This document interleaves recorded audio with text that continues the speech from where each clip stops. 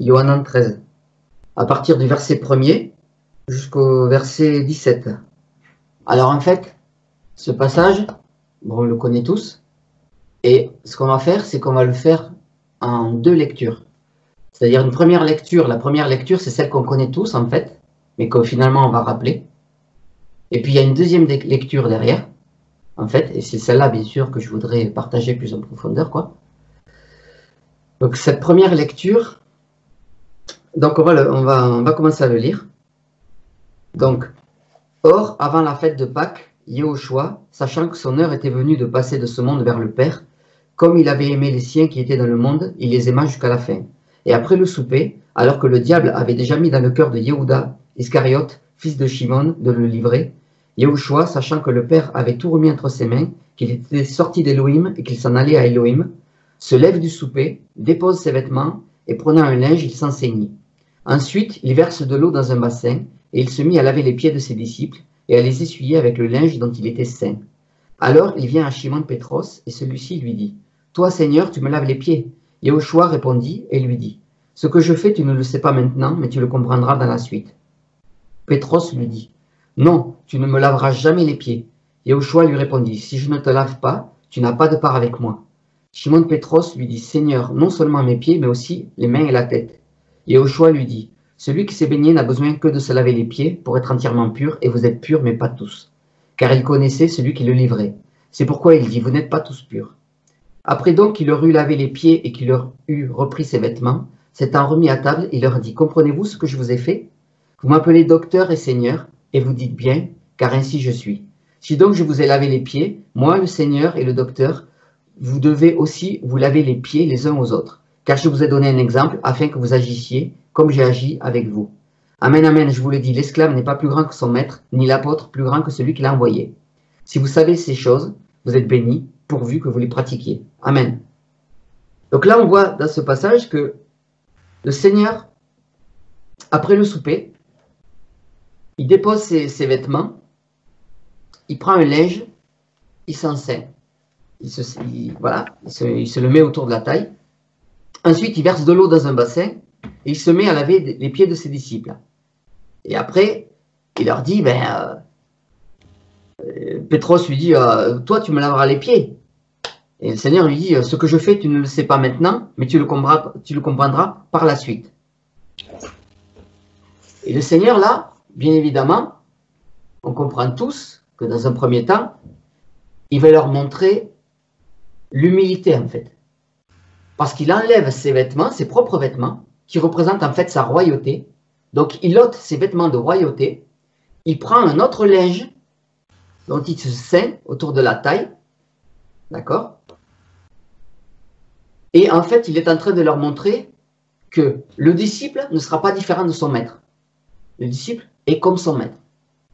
Donc, si le maître s'est humilié au point de servir ses disciples, alors les disciples doivent se servir les uns les autres.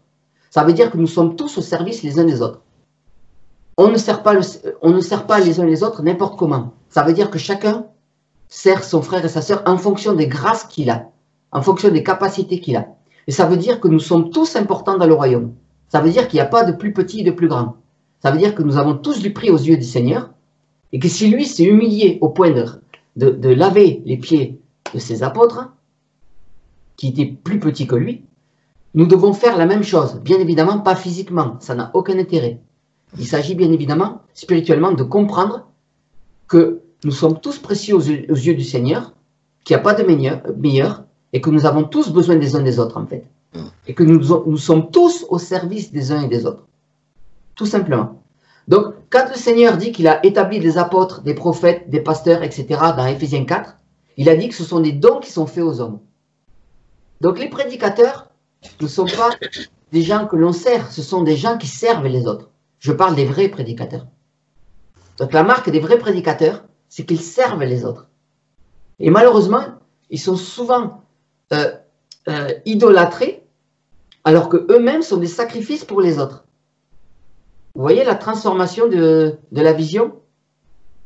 Les gens comprennent mal ce qu'est un serviteur, en fait. Et on comprend mal aussi comment le Seigneur à positionner ses forces dans le corps de Christ, ses membres dans le corps de Christ, en fonction des grâces et des talents de chacun. Parce que le problème, c'est que tout le monde, et là je suis toujours au premier niveau, hein, premier niveau. Donc tout le monde a une vision personnelle de son appel. Et ça, c'est un gros problème parce qu'on n'a pas une vision du corps, on n'a pas une vision globale. Donc, du coup, si on n'a pas une vision globale, on n'est plus au service des autres, mais on est au service de notre propre appel. Est-ce que vous comprenez? Donc, du coup, on n'est plus dans le plan du Seigneur. Et on ne se met plus à la portée des uns et des autres. Ça veut dire qu'on ne se met plus, on ne se rabaisse plus pour se mettre à la portée du plus faible, pour élever le plus faible, pour qu'il arrive au niveau du roi. Vous comprenez? Donc, le premier niveau de ce passage, c'est qu'en fait, il faut se dépouiller de ses vêtements royaux, revêtir le vêtement au niveau de la taille, qui est la ceinture de la vérité. Et la vérité, c'est Yahushua, c'est l'évangile, c'est l'humilité. Donc, il faut qu'on soit humble les uns envers les autres, parce que nous n'avons pas tous les mêmes fonctions, mais nous sommes tous fils et filles du Seigneur. Nous sommes tous rois, en fait, parce qu'il n'y a plus ni homme ni femme. Hein, nous sommes tous rois dans le royaume du Seigneur. Nous sommes tous égaux à ce niveau-là. Nous ne sommes pas tous égaux quant aux fonctions, ça c'est clair, mais nous sommes tous égaux quant à la grâce du Seigneur. Et il y a des gens qui aujourd'hui sont méprisés et qui vont briller plus que des gens qui ont été mis à la lumière devant tout le monde. Ça, c'est quelque chose qui doit nous faire réfléchir, frères et sœurs. Donc ça, c'est le premier niveau. Mais ce n'est pas là-dessus que je voulais exposer, en fait, le passage, mais c'est quand même quelque chose qu'il faut rappeler. Ça veut dire qu'on a tous du prix aux yeux du Seigneur et que nous sommes tous serviteurs les uns des autres. Donc, nous avons tous besoin les uns des autres. On a tous besoin aussi de conseils. La Bible le dit dans les Proverbes, que c'est le salut vient des nombreux conseillers. Voilà. Ça veut dire que nul n'est indispensable et que nul ne peut faire l'œuvre seul. Ce n'est pas possible. Donc la vision pyramidale qu'on nous a enseignée dans la religion, avec un pasteur, etc., etc., ça, ce n'est pas biblique. Parce que le Seigneur, là, vient de prouver que ce n'était pas biblique. Parce que lui s'est mis à la portée du plus faible et il a porté les autres, plutôt que d'essayer de dominer sur eux. Donc ça, c'était le premier niveau. Maintenant, on va rentrer dans ce que moi, j'ai vraiment reçu. On va prendre à partir du verset 10. Yahushua lui dit, « Celui qui s'est baigné n'a besoin que de se laver les pieds pour être entièrement pur, et vous êtes purs, mais pas tous. » Alors voilà, c'est ça qui m'a interpellé, et là où le Seigneur m'a enseigné là. Celui qui s'est baigné n'a besoin que de se laver les pieds pour être entièrement pur, et vous êtes purs. Ok. Qu'est-ce que ça veut dire? Ça veut dire que il est en train de dire aux apôtres, vous êtes purs. Vous avez revêtu le vêtement de justice. Même si là, il n'est pas encore mort à la croix, le Seigneur, dans l'esprit, c'est déjà fait. Parce qu'il les a déjà choisis depuis toute l'éternité. Rappelez-vous que l'agneau a été immolé dès la fondation du monde. La fameuse croix que j'ai vue dans le ciel, qui s'est mise en permanence, c'est celle-là. C'est l'agneau immolé dès la fondation du monde.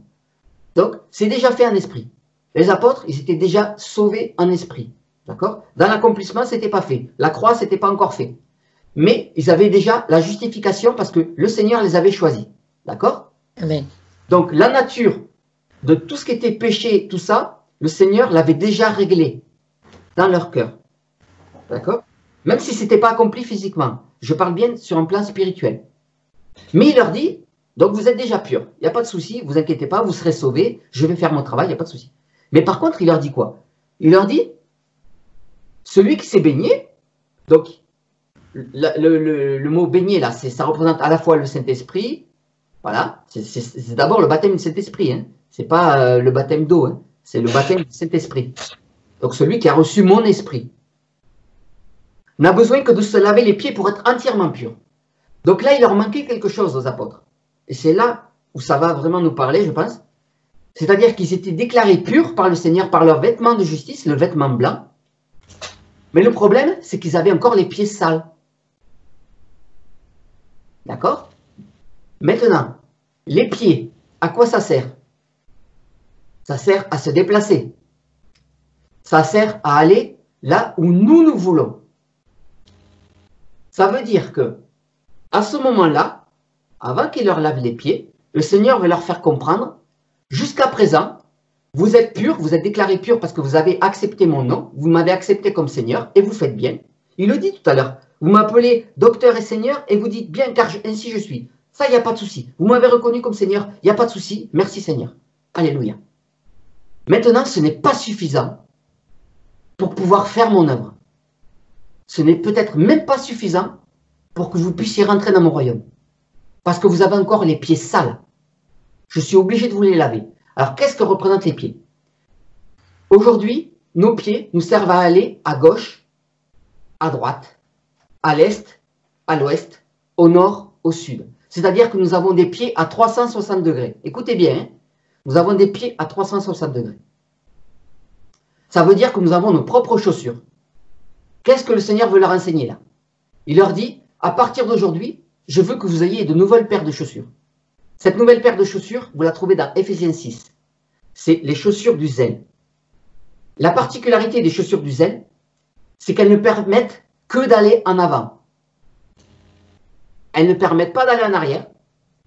Elles ne permettent pas d'aller à gauche. Elles ne permettent pas d'aller à droite. Ça veut dire quoi? Il est en train de leur enseigner, je ne veux plus que vous soyez dans votre propre justice, dans votre justice propre, mais que vous marchiez par ma justice. C'est-à-dire que je veux que vous crucifiez ce qui vous permet aujourd'hui de marcher par votre propre justice. Et qu'est-ce qui a besoin d'être crucifié pour qu'on puisse marcher par notre propre justice? C'est l'âme. C'est le siège des émotions, de la volonté propre, du caractère. Donc c'est notre caractère qui doit être brisé à la croix. Rappelez-vous Moïse, quand il s'est présenté devant le buisson ardent, le Seigneur lui a dit quoi? Ôte tes sandales, car ce lieu-là est saint. Ça veut dire qu'il avait les pieds sales. Pourquoi il avait les pieds sales? Parce qu'il était encore dans sa propre justice, Moïse. Il faisait encore sa propre volonté. Or, tu ne peux pas servir le Seigneur si tu es encore dans ta propre volonté, ce n'est pas possible. Voilà pourquoi le Seigneur veut impérativement que tout le monde passe par la croix. Rappelez-vous dans Jean 21, qu'est-ce qu'il dit à Pierre?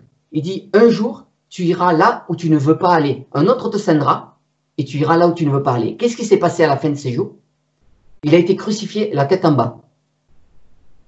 Parce qu'en fait, Pierre avait un caractère, et on le voit notamment dans Galates 2, où Paul est obligé de reprendre Pierre, Pétros, parce que Pétros était hypocrite.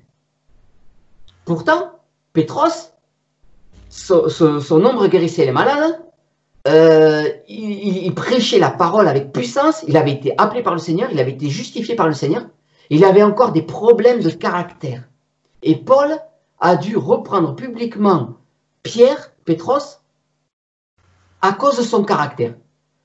Pourquoi? Parce que Pétros n'avait pas encore conscience qu'il avait une autre paire de chaussures.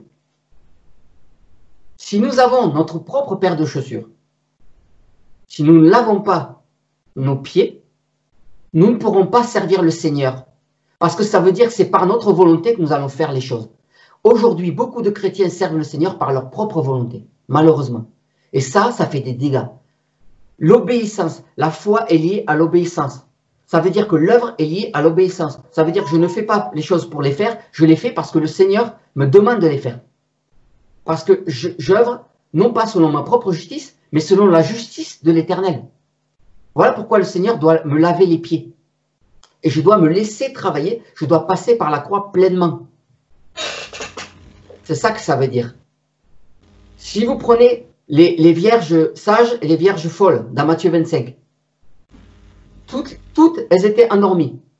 Au son du chauffard, les vierges sages, les vierges folles, elles se réveillent. Simplement, il y en a qui arrivent à acheter de l'huile et il y en a qui n'en ont pas. Alors, où est-ce qu'elles sont allées acheter l'huile, les vierges sages? Juste à côté, dans le magasin qui se trouve juste à côté. Le magasin qui se trouve à côté, c'est Matthieu 26. Donc, elles sont passées de Matthieu 25 à Matthieu 26, juste à côté, un chapitre à côté. Elles sont allées dans un jardin qui s'appelle Gethsémané. Gethsémané, c'est le pressoir à huile. Donc, les vierges sages sont allées juste à côté, dans Matthieu 26, dans le jardin de Gethsémané, acheter gratuitement de l'huile. D'accord? Cette huile, Gethsémani, c'est le pressoir à huile. Donc, ça veut dire que les vierges sages sont passées par le pressoir à huile, d'accord, pour faire ressortir l'huile, pour pouvoir produire du fruit. Ça veut dire que si tu ne veux pas crucifier ton caractère, si tu ne veux pas céder ta volonté, tu es encore avec tes propres chaussures, tu as encore tes pieds sales, et ce n'est plus les chaussures du zèle que tu as, ce sont tes propres forces en fait, c'est ta propre volonté, ça veut dire que ton âme n'est pas crucifiée. Or, tu ne peux pas servir le Seigneur avec ton âme, c'est impossible. On sert le Seigneur avec notre esprit. Ça veut dire que si je ne cède pas à ma volonté à la croix, tout ce que je vais faire, ce sera vain. Ça veut dire que je peux même rater le ciel si je résiste au travail du Seigneur. Je ne suis pas en train de dire que parce que vous avez des problèmes de caractère, vous n'irez pas au ciel. Ce que je suis en train de vous dire, c'est que si vous résistez au travail du Seigneur par rapport à votre caractère, vous n'irez pas au ciel. Aucun. Seuls ceux qui veulent être travaillés, être brisés, seuls ceux qui acceptent de céder leur volonté, seuls ceux qui acceptent le brisement à la croix pourront accéder à l'enlèvement, pas les autres. Ceux qui auront les pieds entièrement, voilà, ceux qui seront entièrement lavés, ceux qui auront les pieds lavés.